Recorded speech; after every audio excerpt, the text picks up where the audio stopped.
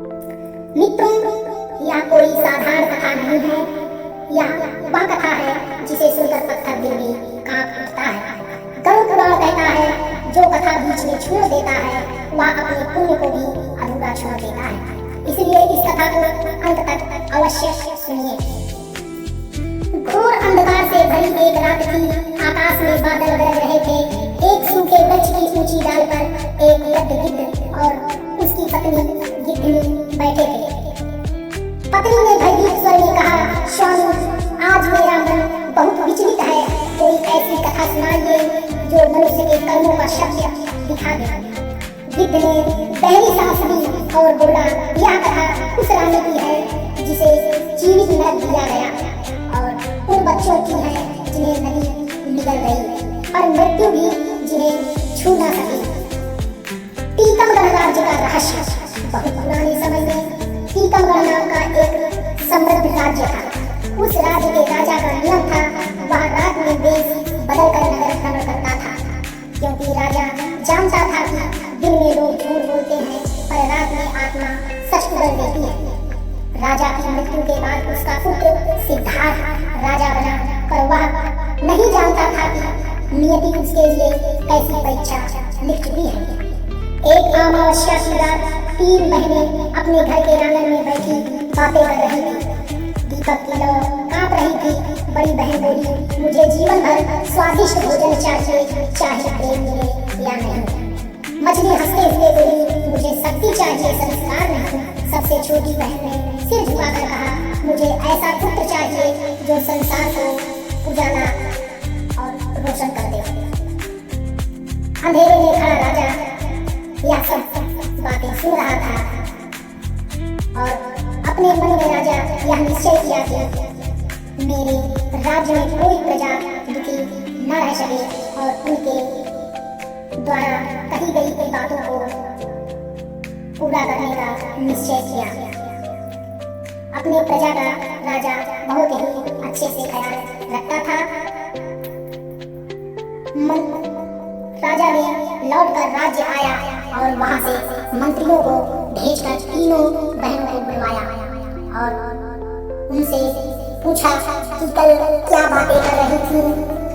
तो राजा के सामने डरकर वे बताना नहीं चाहती थी, लेकिन राजा ने बार बार राजा के पूछने के बाद बहनों ने अपना अपना हाल राजा से कह सुनाया।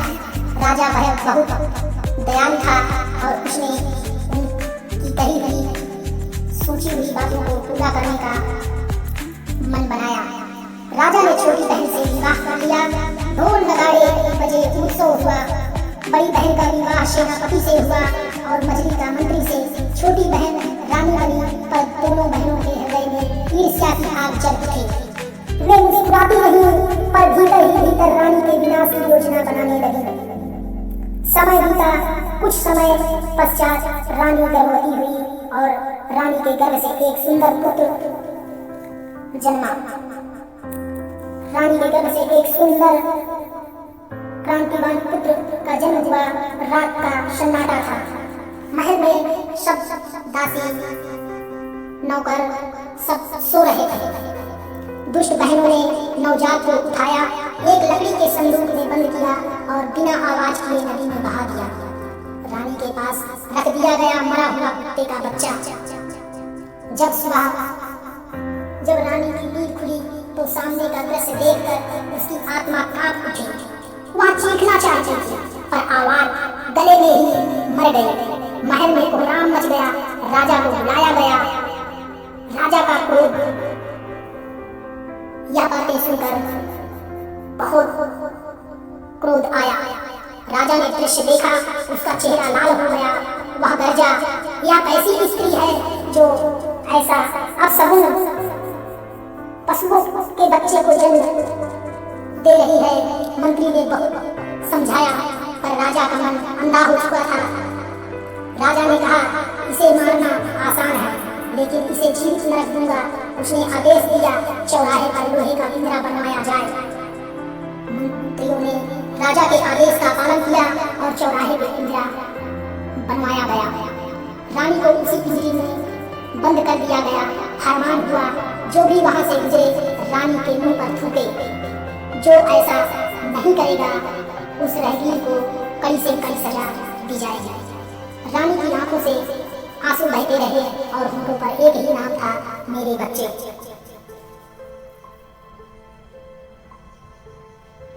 मित्रों, जिस बच्चों को संसार मृत समझ रहा था, वह उसी नदी के किनारे जीवन के लिए संघर्ष कर रहा था।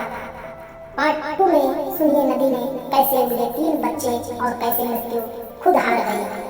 अगर वीडियो पसंद आए दोस्तों तो वीडियो को लाइक शेयर कमेंट अवश्य करें। Thank you friend.